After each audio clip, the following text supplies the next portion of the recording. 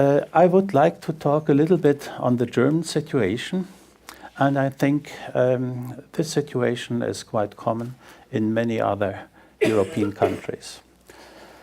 We had and we have a quantitative challenge. That means more places, especially full-day places, are needed, and right now we are still lacking places for the under 3-year-olds. And that puts a lot of pressure on the municipalities because they are responsible for creating places. In the big cities, there is no space available, for instance, even if they put the money in. In other areas, they are facing other problems, and of course, there's always a money problem. But I think that maybe most European countries will solve the quantitative problems during the next 3 to 5 years. We have a second challenge. This is a quality challenge. We need to improve quality. I think that's a common understanding in most of the countries I have contact to. We need to define what we may understand when we are talking on quality at the various levels, as Jan explained. And we have to develop standards and, of course, measures where we stay.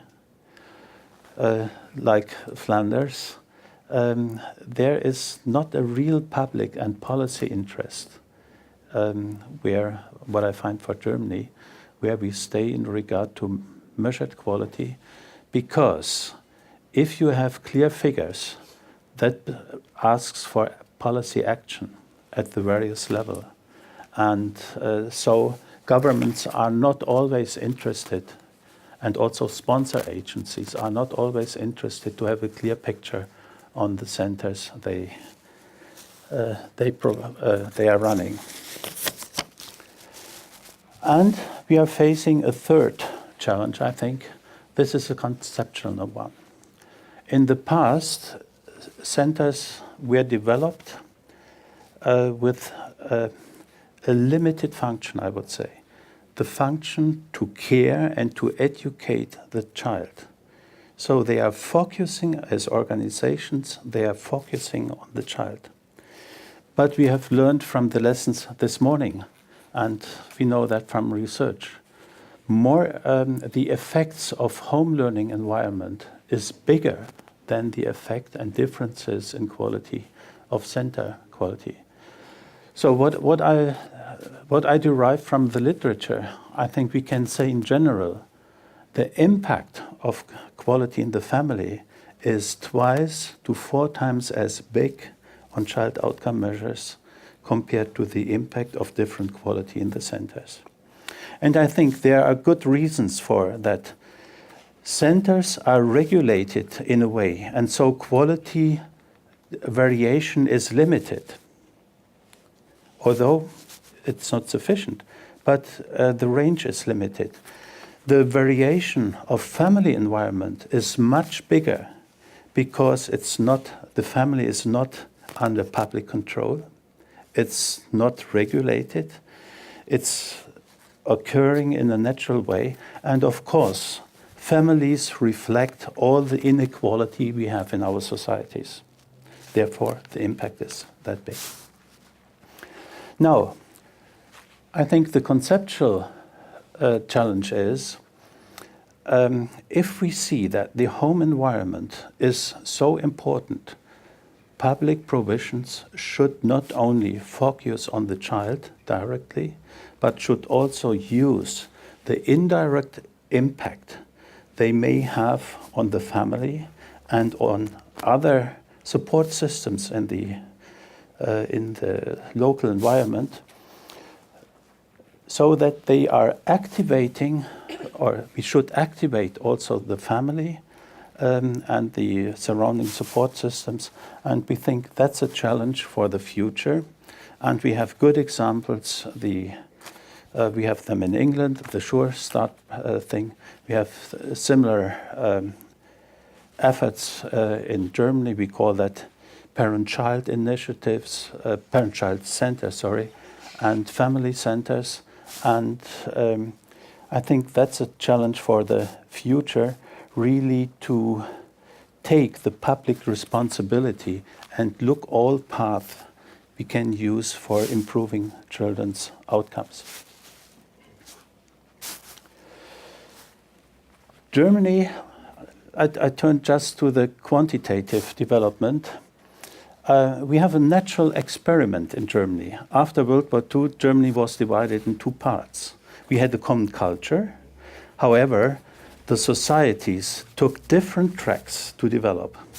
And interestingly, in 1950, it's very small, so I tell it, in 1950 we had about 30% of the 3 to 6 year olds which were enrolled in a kindergarten in both states.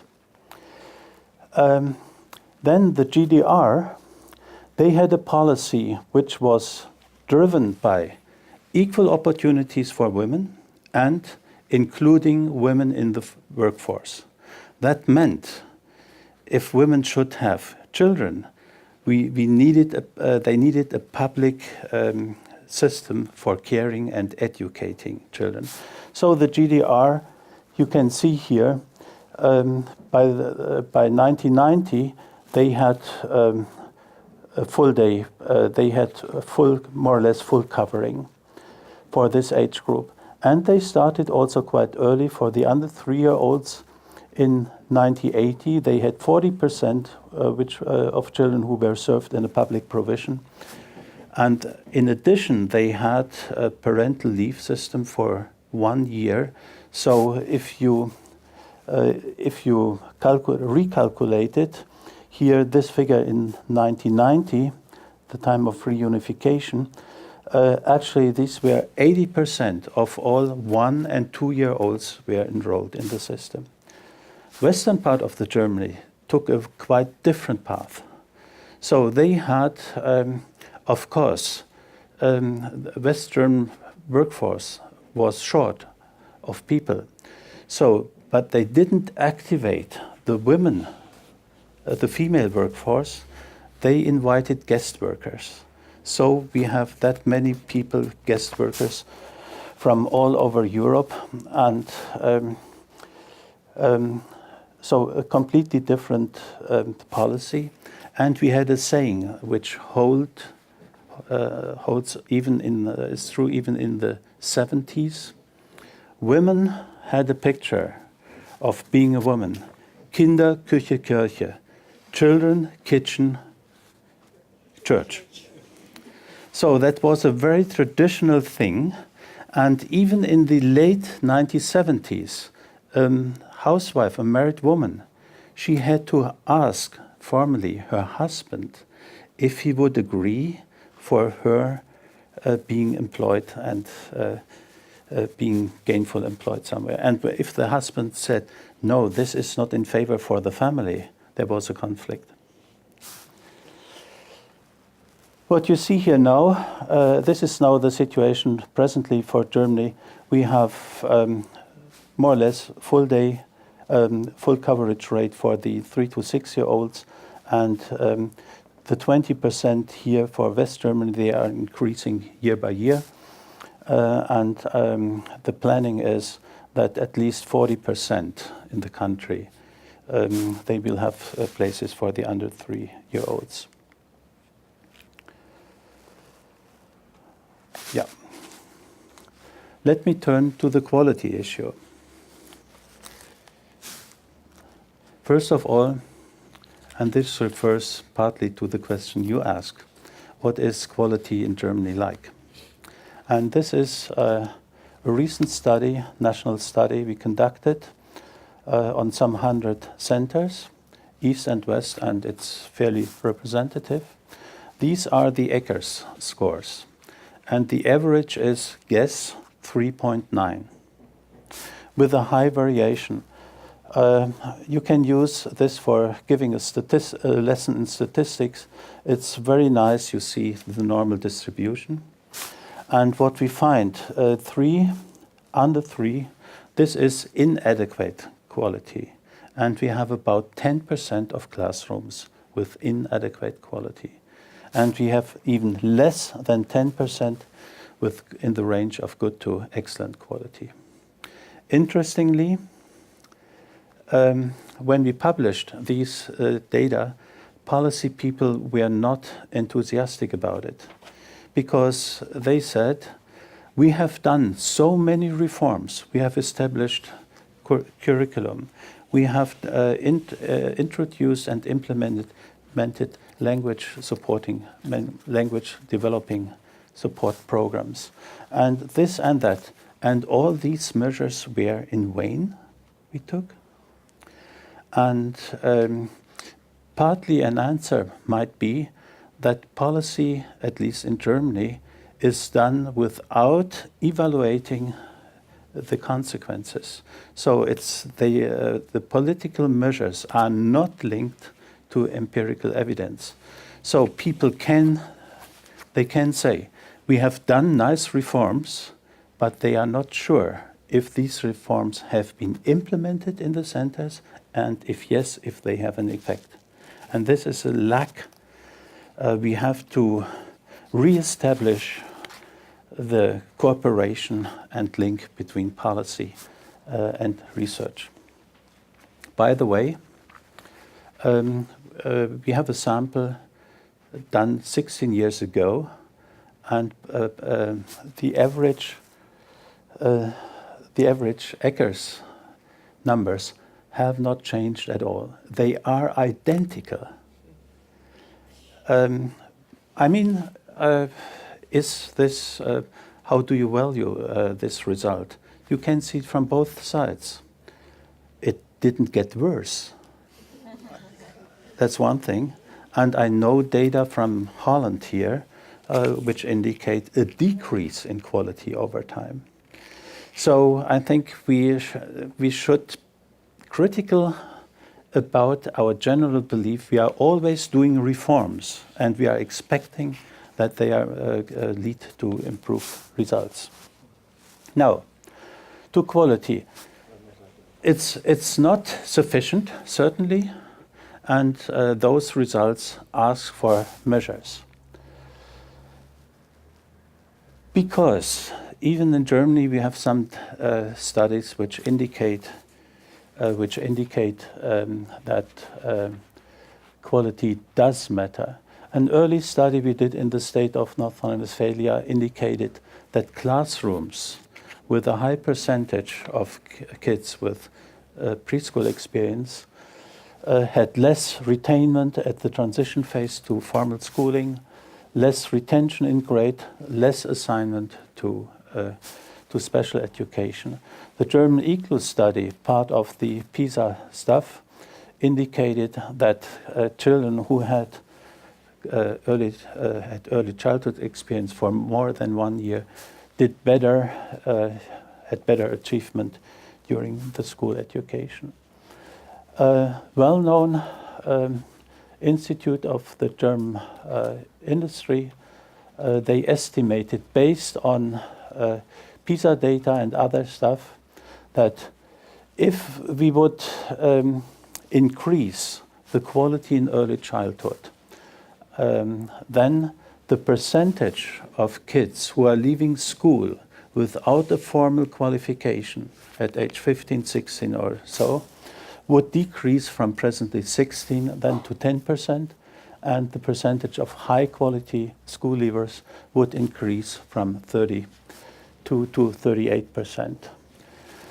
In the European childcare study, which was done around 2000, we found that quality in the centers, or quality differences, would account for development difference up to 1 year. The same child, statistically, the same child, same home background, would have a development status of a 5-year-old in our very best center and of a 4-year-old in our poorest student center. So quality provides for difference. I do not refer to the preschool project, which is well known to everybody. The effects are very nice. I only missed one effect. People had also looked for unintended pregnancy of young children, and obviously preschool education fails to reach that goal. You still need to use condoms or something else. The cost-benefit analysis differ according to the assumptions you are making. This is the highest rate. There are other analyses, 1 to 12 or 1 to 7. But I think the direction is very clear, even if we may debate the figures. Now, if quality matters, and if quality has only a reasonably low level, we are asked for measures how to improve quality. And here is a basic understanding, or a concept for basic understanding. What quality areas should we look for? And just here, quality of orientations. What are our attitudes to children? What picture of the child do we have? Is it the picture, let's say, we had it in German, it is the Nürnberg Trichter. It means the teacher knows everything, the child has an empty head, and the teacher puts in everything. That was a pedagogical concept for many, many years. Now we have the idea the child at a very early age is active, they do co-constructivism, co-construct things. So the orientations, this is a source which may have an impact on the quality of processes. Quality of structures, these are the hard things, teacher-child ratios, group size. Do teachers have time for preparing and reflecting their work, and so on? And the idea is all these factors may have an impact on the quality of processes. Here, for instance, as measured by the acres and other measures. And all that together has an impact on the children. Now, this is a simplified thing, but it gives us an orientation. There are several starting points to improve quality. And one, for instance, is, and I have to say, derived on studies, we have figures like that process quality, 25% to 50% of variance are explained by those factors. So that means you can improve process quality just by leveling up structures, by improvement of structures. But it's a very costly thing. And you can see process quality, if 25 to 50% of variance are explained by that, there's a rest of variance which is not explained by those factors. That means at the individual center level, there is space, there are possibilities, even if certain frame conditions are given and are fixed, you can improve quality by improving it directly.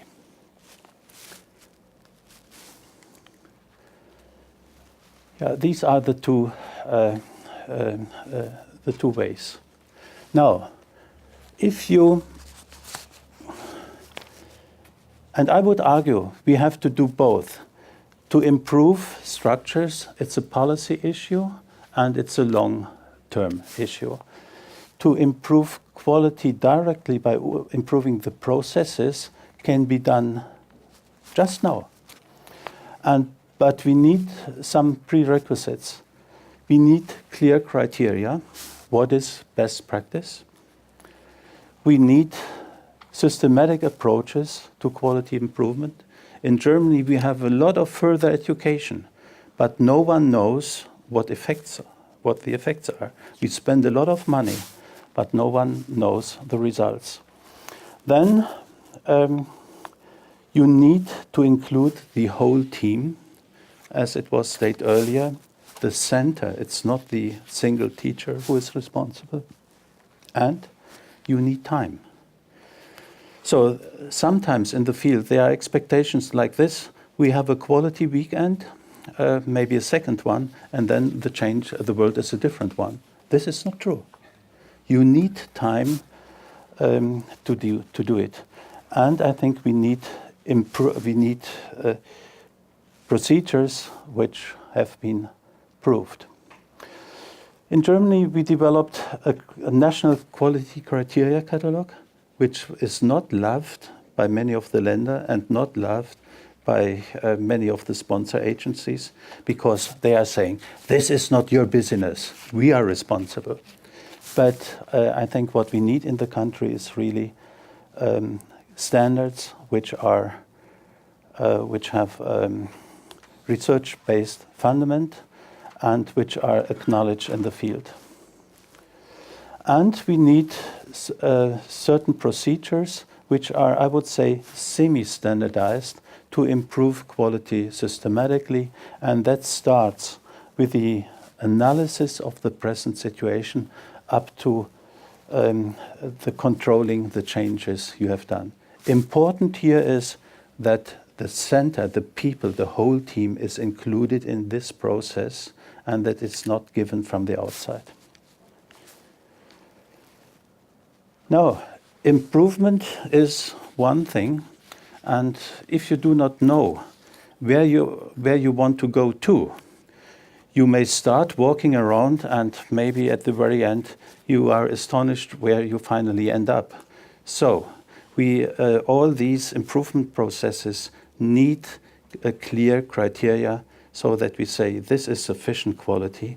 And we would argue for a kind of certification process, and we developed the German kindergarten seal, what we call that.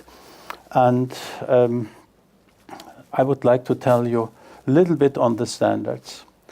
Here you see again the quality areas. Quality of orientation, structures, processes, and we included the quality of cooperation between the center and the parents.